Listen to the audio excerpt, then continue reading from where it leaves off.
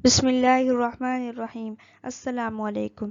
گردے اور پتے میں پتھری کو ختم کرنے کی دعا۔ اگر کسی کے گردے اور پتے میں پتھری ہو تو اس آیت کو 41 مرتبہ پڑھ کر پانی پر دم کر کے روزانہ پیتے رہیں، انشاءاللہ تکلیف دور ہو جائے گی۔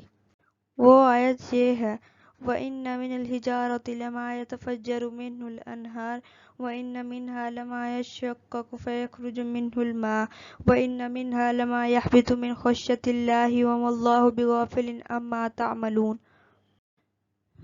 ترجمہ: اور بے شک پتھروں میں ایسے ہیں کہ پھوٹ نکلتی ہیں جن میں سے نہریں، اور بے شک ان میں ایسے ہیں کہ پھٹ جاتے ہیں پھر نکلنے لگتا ہے جن میں سے پانی، اور بے شک ان میں ایسے ہیں کہ گر پڑتے ہیں خوف سے اللہ کے، اور نہیں ہے اللہ ہے بے خبر ان سے جو تم کرتے ہو۔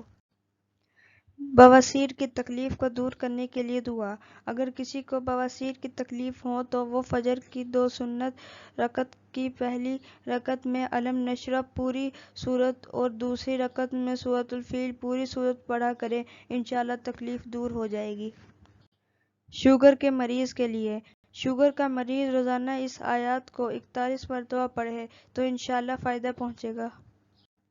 وہ آیت یہ ہے: وَقُلْ رَبِّ أَدْخِلْنِي مُدْخَلَ صِدْقٍ وَأَخْرِجْنِی مُخْرَجَ صِدْقٍ وَاجْعَل لِّی مِن لَّدُنْکَ سُلْطَانًا نَصِیرًا۔ ترجمہ: اور کہو کہ اے پروردگار، مجھے مدینے میں اچھی طرح داخل کیجیو اور مکے سے اچھی طرح نکال لیو، اور اپنے ہاں سے زور قوت کو میرا مددگار بنایو۔ Thanks for watching. Subscribe my channel. Click the bell icon for more information.